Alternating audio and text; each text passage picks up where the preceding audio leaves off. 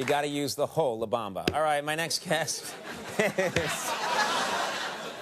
I just keep thinking about that. That's so horrifying. My next guest tonight is a comedian and the director of the movie Pootie Tang. His latest... the greatest title ever in the history of movies. His latest stand-up special, Louis C.K. Chewed Up, airs Saturday night on Showtime. Please welcome our friend Louis C.K.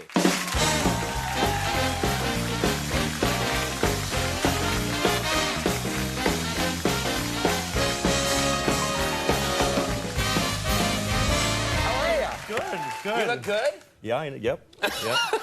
Correct. I'm told you just did a stand-up special in England, and I'm curious about that because I'm just curious. Did you like doing stuff in England? Did you like England in general? I did. I mean, some people in England are, you know, like pink-faced, miserable people. Right. But they are. Yeah. We have those here too. But you know what I liked about England was the coins. Like a pound is a coin. It's not a bill like we spend here. And I like spending a coin. Yeah. You know, it's like the Old West.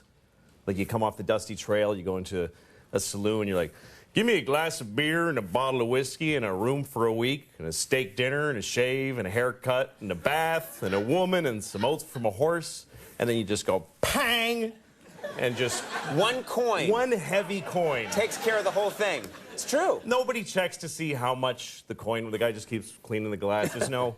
It's very vague. Yes. There's no prices of all that stuff you mentioned.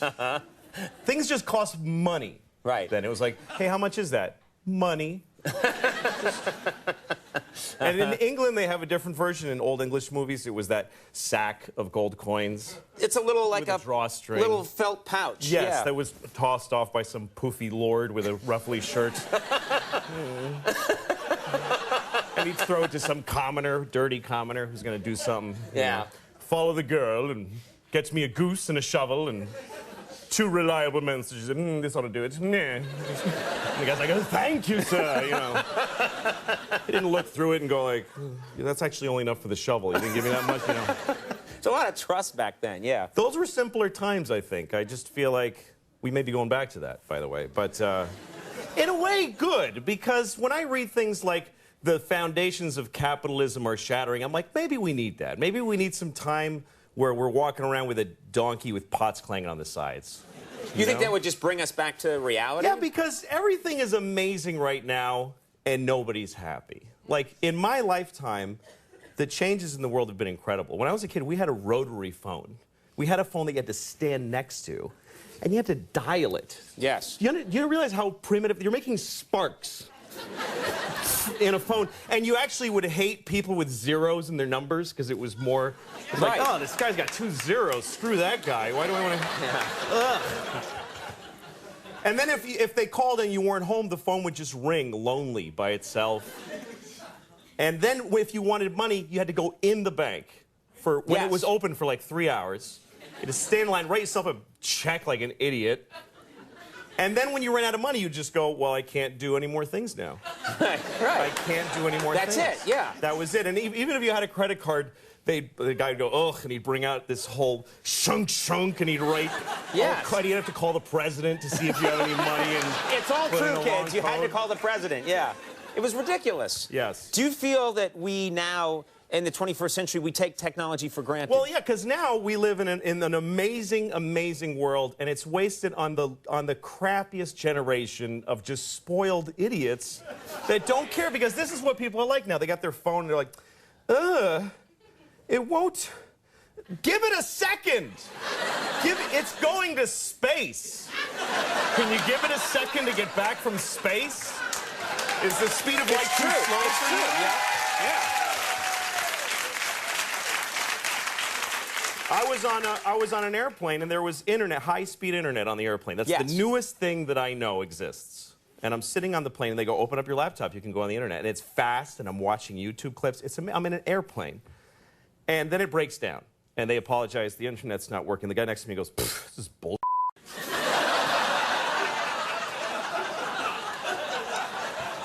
Like, how quickly the world owes him something he knew existed only 10 seconds ago. Right. And on planes,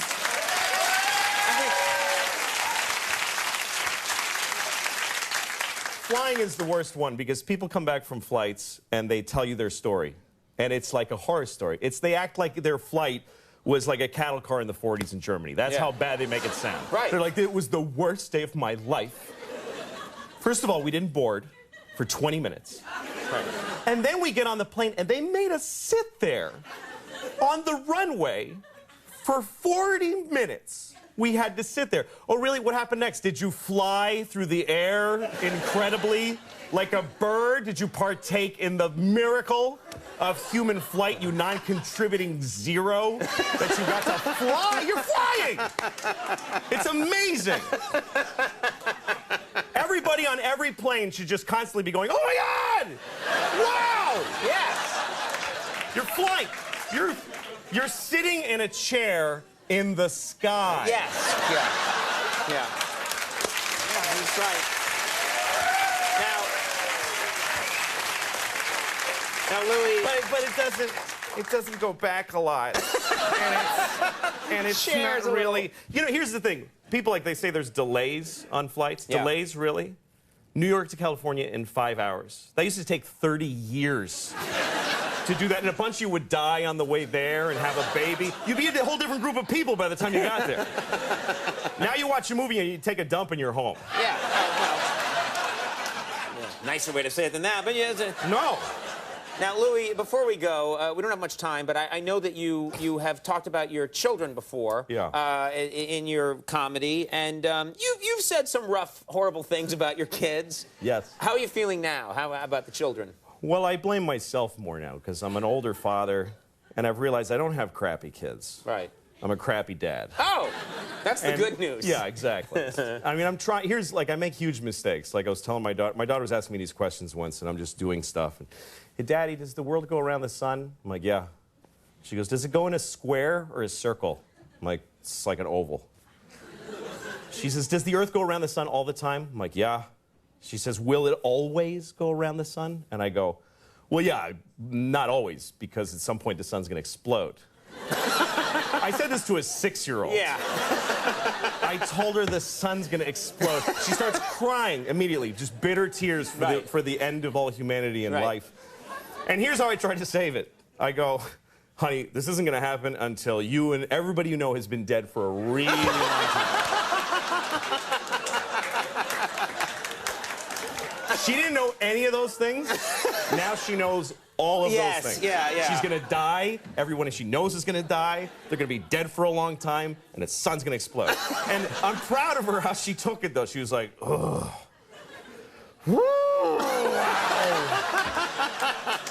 Guess I'll go play. Yeah, shake that off. Till I die.